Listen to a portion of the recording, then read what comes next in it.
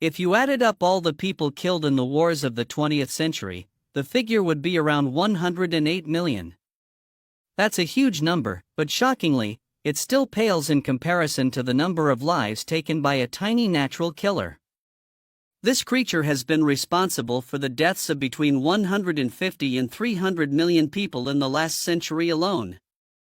To this day, it is responsible for over 600,000 deaths each year. It is a creature so small that you may not notice its presence, but you certainly cannot escape its annoying buzz. That's right, the mosquito. You may think of them as just annoying blood-sucking insects, but in reality, they are super spreaders of deadly diseases that have plagued humans since the dawn of time. We all instinctively know to shoo mosquitoes away immediately, but have you ever wondered what would happen if you didn't? What would happen if you let a mosquito suck your blood and didn't stop it until it was too late? Stay with us as we discover why letting a mosquito bite you could be the worst mistake you'll ever make. First, let's learn more about our enemies. Or rather, enemies. Did you know that there are more than 3,500 species of mosquitoes on Earth? From the microscopic 0.1-inch long ones, as small as a section of your fingernail, to the giant mosquitoes like the elephant mosquito at the other end of the size scale. These giant mosquitoes are nearly an inch long, about the size of a dime. They get their name from their long, proboscis-like mouths that act like tiny needles. But luckily, these oversized mosquitoes aren't interested in human blood. Instead, they prefer to suck the sweet nectar from flowers. Still, I don't like them. In fact, there are more than 100 species of mosquitoes that we should really worry about, because they not only like to suck human blood but also have the ability to spread deadly diseases. At the top of the list is the mosquito that has been dubbed the most dangerous creature on Earth, the Anopheles gambiae. It is these blood-sucking mosquitoes that are capable of transmitting malaria, a parasitic infection that attacks the liver and then spreads to the body's red blood cells, causing life-threatening complications. In 2020, there were an estimated 241 million cases of malaria, and a staggering 95% of them occurred in Africa. Here, a hot climate allows Anopheles mosquitoes to survive year-round, allowing them to continuously feed and infect millions of people. Without effective treatment, malaria can be fatal. In 2004 alone, the disease was responsible for nearly 1 million deaths. However, thanks to recent aid efforts to distribute insecticide-treated bed nets to rural communities, that number dropped by more than a third in 2002. The insecticide in the nets will kill mosquitoes and protect those sleeping under them from being bitten, since mosquitoes are most active at night. Although the death rate has decreased, the figure of more than 600,000 deaths per year is still a horrifying statistic. Oh my gosh, I thought only a math test would make me cry over a child. But how does one disease keep the reaper so busy? That's because malaria has millions of tiny flying deliverers, female Anopheles mosquitoes. Interestingly, only female mosquitoes feed on blood, since it's packed with the proteins they need to produce eggs. Male mosquitoes, on the other hand, prefer to chill out in the park and feast on nectar. You know, those female mosquitoes might as well have taken notes from my ex-wife. She was a real pain in the neck, always draining me dry, just like them. But honestly, mosquitoes have been perfecting their craft for over 46 million years, so they're the true masters of their art. In case you didn't know, these little bloodsuckers can sense the carbon dioxide in your breath from over 30 feet away. That's right, the moment you exhale, they're already homing in on you. As they get closer, they start picking up on your body odor, following it like a scent trail. And when they're right on top of you, they use your body heat to zero in, landing with precision. Now, here's the creepy part: once they land, they taste your skin with sensors on their legs, looking for just the right spot to bite. Then, with that strange-looking mouth of theirs, called a proboscis, they get to work. It's kind of terrifying when you see it up close. The proboscis isn't just one needle, it's actually a sheath that holds 6 tiny, needle-like mouthparts, each one designed for a different job in their bite and drain routine. 2 of those needle-like mouthparts are called the maxillae. They're serrated, like tiny dinner knives, and they literally saw through your flesh, cutting their way to the nearest blood vessel. Once they hit the vessel, the mosquito uses its other mouthparts to pull the tissue apart, making room for a straw-like structure to slip inside. Then, it starts sucking up your blood like the world's most unpleasant milkshake. Gross, right? But here's the silver lining: female mosquitoes only drink about 0.01 milliliters of blood per meal. That's just a tiny drop compared to your entire blood supply. Plus, they've got a built-in sensor, a nerve in their abdomen, that tells them when they've had enough. So, once they're full, they stop. However, if that sensory nerve were to be severed, as one scientist actually did in an experiment, the mosquito wouldn't stop. It would just keep sucking until it swells up to a ridiculous size and then bursts. Talk about instant revenge. But you'd think, since a mosquito only drinks a tiny bit of your blood, it can't really do much harm, right? Well, not even close. Mosquitoes are far from harmless because they practice something called sip feeding. Instead of getting all their blood from one person, they take tiny bites from multiple people, like they're at an all-you-can-eat buffet. And that's exactly how they spread diseases so quickly. Take the Anopheles mosquito in Africa, for example. It's notorious because it spreads malaria.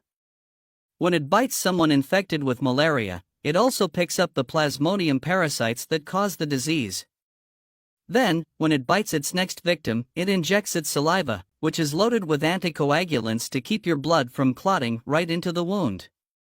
Along with that saliva, the Plasmodium parasites tag along, finding their way into your body. What's worse? The mosquitoes themselves don't suffer at all from the parasites. But for humans, the real trouble starts when those parasites head to your liver, multiply like crazy, and then begin invading your red blood cells, causing malaria. Once the Plasmodium parasites are in your body, the symptoms start to show up. You might get a fever, muscle pain, vomiting, and diarrhea.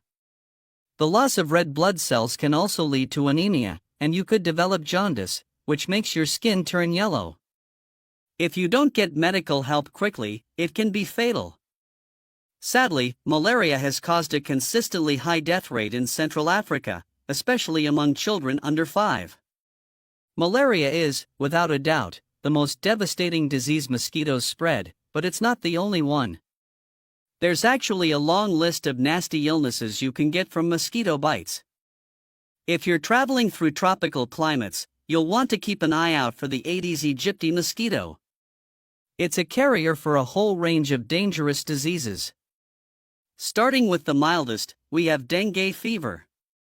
This illness can leave you feeling nauseous, causing vomiting and a nasty rash. It's common in places like Asia, Africa, the Caribbean, and South America. Basically, some of the most popular tourist destinations could send you home with a dengue fever souvenir. But don't panic. For most people, the fever typically goes away within about a week. However, there's a catch. About 1 in 20 people can develop severe dengue, which can lead to shock, internal bleeding, and even death. Those aren't odds I'd want to take a chance on. And if you think that's bad, the risks get even worse with a bite from an Aedes or Anopheles mosquito carrying parasitic worms.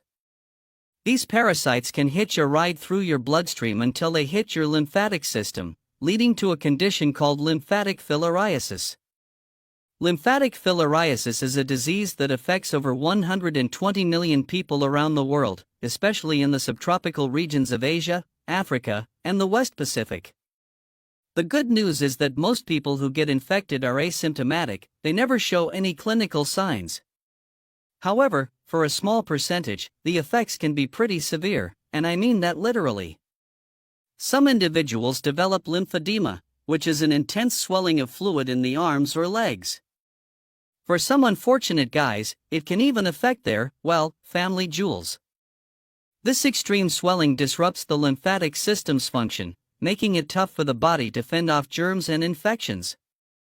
It can also lead to bacterial infections in the skin, resulting in a thickening and hardening condition known as elephantiasis. And let me tell you, no amount of moisturizer can save you from the dry skin nightmare that comes with elephantiasis. Overall, this disease can lead to some serious body horror, but it's nothing compared to the impact of another illness spread by Aedes aegypti mosquitoes, especially for pregnant women. These mosquitoes are also carriers of the Zika virus, which has wreaked havoc on an entire generation in Brazil. Between April 2015 and November 2016, Brazil faced a massive Zika epidemic, resulting in around 1.5 million cases. Zika usually causes mild symptoms like a slight fever, headache, and a rash. While getting Zika isn't typically life-threatening for adults, it can have devastating consequences for pregnant women. If they contract the virus, it can lead to a severe birth defect called microcephaly, where babies are born with abnormally small heads. During Brazil's Zika epidemic, over 3,500 newborn babies were affected. Unfortunately, microcephaly isn't something you can just grow out of. Many of these children face lifelong learning disabilities due to their reduced brain size. And the Zika virus is still a threat in Brazil today, spreading through those pesky mosquitoes. But here comes more bad news. The Aedes aegypti mosquito is spreading rapidly around the globe. It has recently colonized places like Madeira, southern Russia, and various southern states in the U.S., including Florida, Georgia, and even reaching as far as Texas. The silver lining, though, is that the mosquito populations in the U.S. aren't heavily infected. So far, outbreaks of Zika and dengue fever have been small and limited to certain areas. But honestly, if these mosquito populations start picking up any scarier parasites, I'm heading straight to Antarctica. After all, the best defense against a mosquito invasion is a harsh, cold winter. Freezing temperatures can wipe out adult mosquitoes and force the survivors to hibernate. So, if anyone needs me, I'll be cozying up in my igloo. There you have it. The answer to the original question is clear: you should always stop a mosquito in its tracks. Letting one of these little bloodsuckers land on your arm is like playing a game of Russian roulette. It's best to smack them out of the air on sight. And you know what else to smack? Don't forget to hit those like and subscribe buttons down below. And don't worry, you won't catch any diseases from them, I think. Unless, of course, your screen and mouse are covered in filth or bacteria. Hey, how often you clean your hardware is totally a you problem, my friend. But speaking of problems, there are definitely other creatures out there you want to avoid. Tick, tick, boom. There's nothing quite like enjoying the great outdoors with a camping trip. Breathing in that fresh air, roasting s'mores over an open fire, and hiking through the forest, it sounds perfect, right?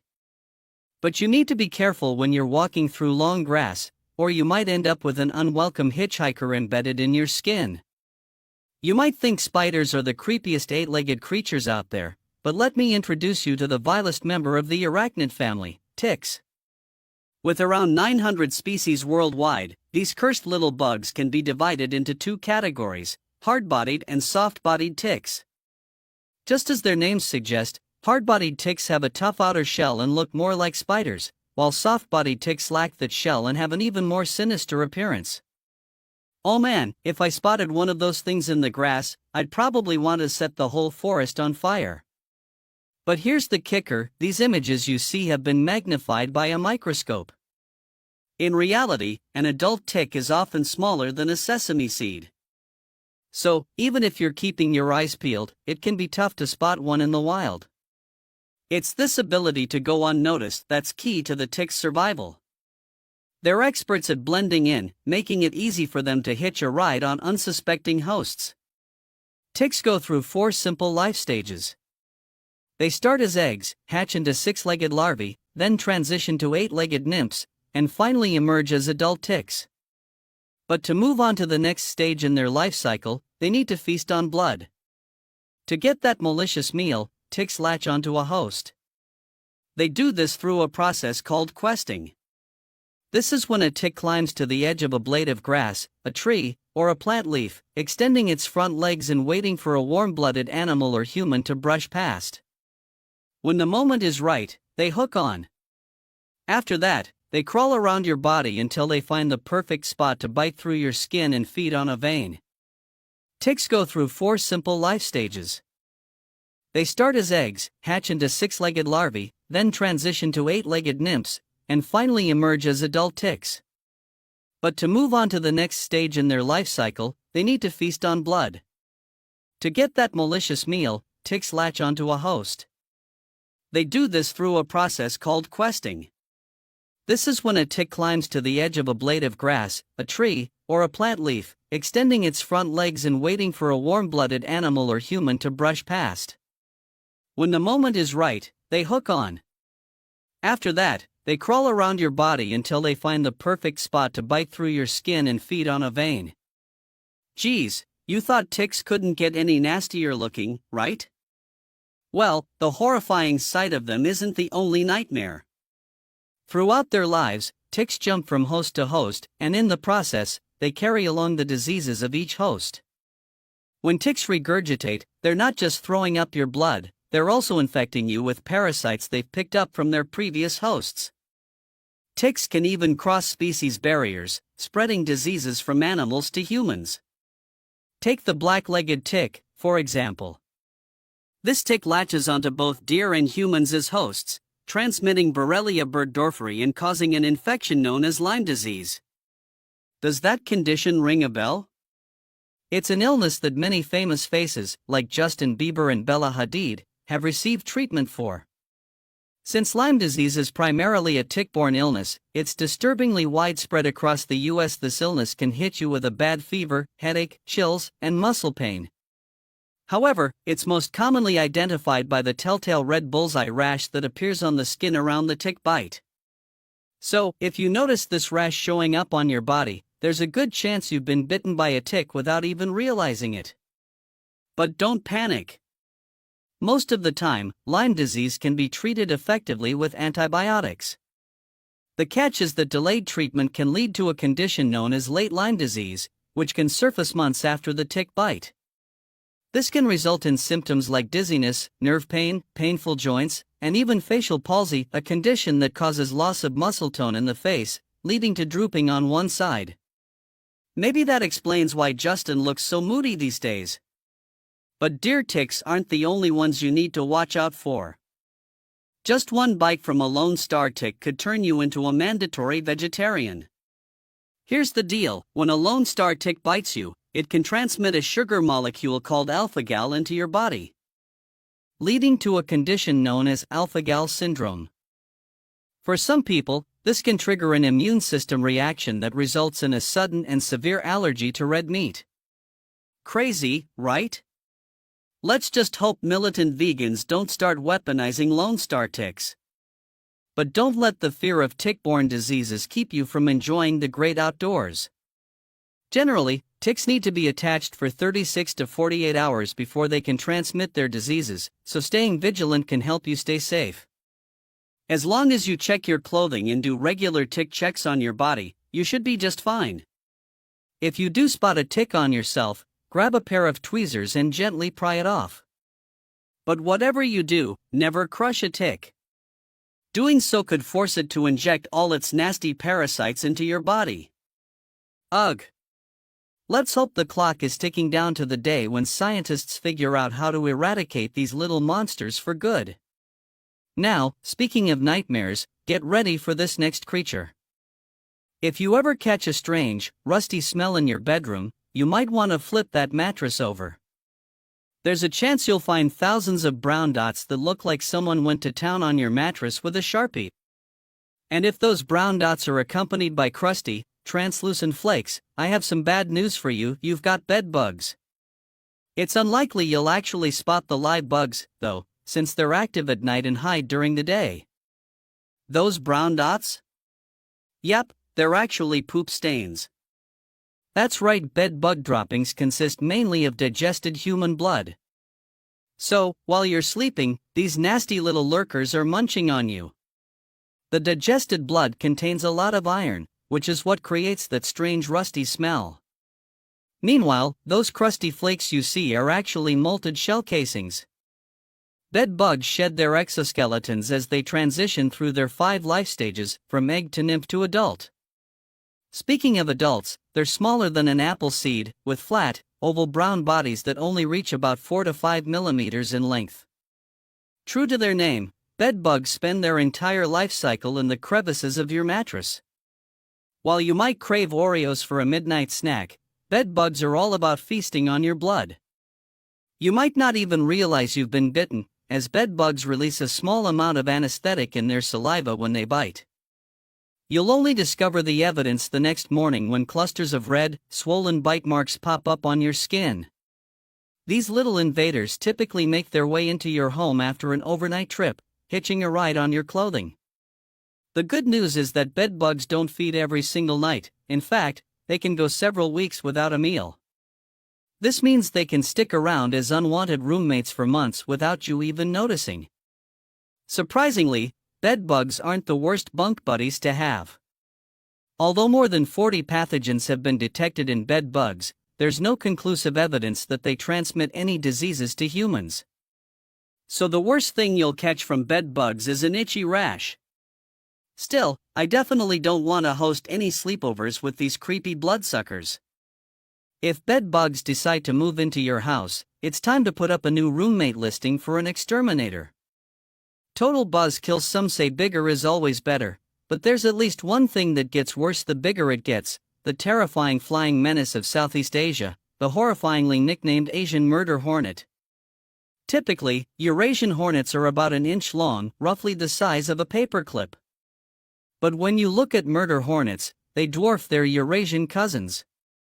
The queens of the giant Asian hornet can measure over 2 inches long. That's more than double the size, and the worker hornets that serve under the queen are only slightly smaller. You might think 2 inches isn't a big deal, but keep in mind that as these hornets get larger, so does their stinger. A honeybee stinger is only 1/16 of an inch long, while a giant hornet's stinger is a whopping 1/4 of an inch. It's so powerful that it can even puncture through specially designed bee suits.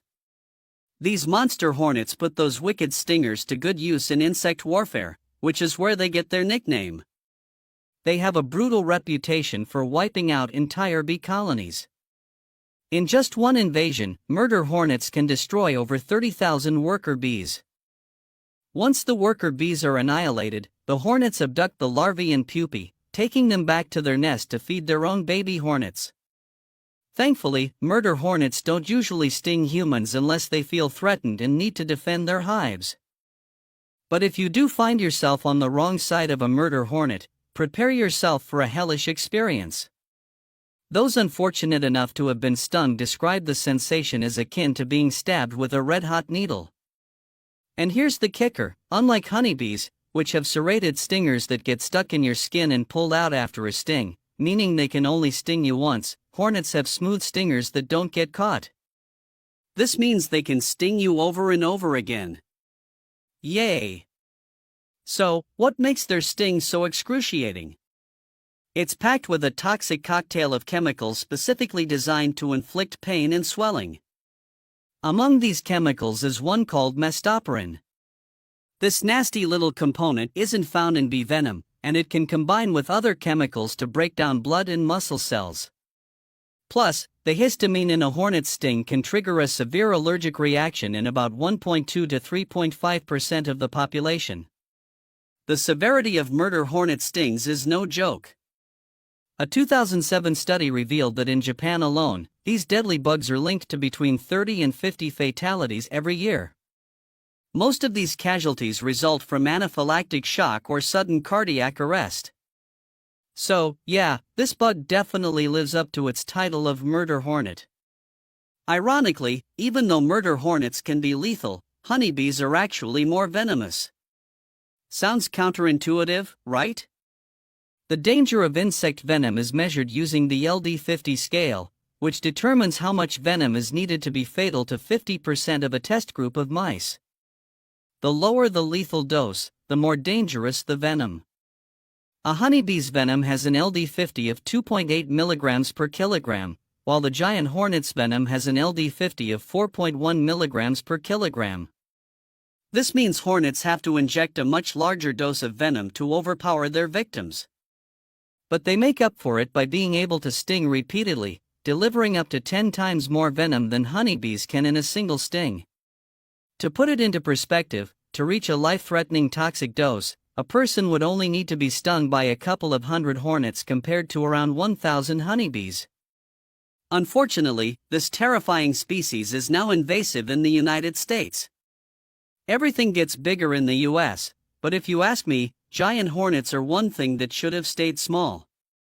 Hay fever alert. If you ever find yourself rolling in hay, literally, not euphemistically, you might want to check out what's lurking in that pile before diving in.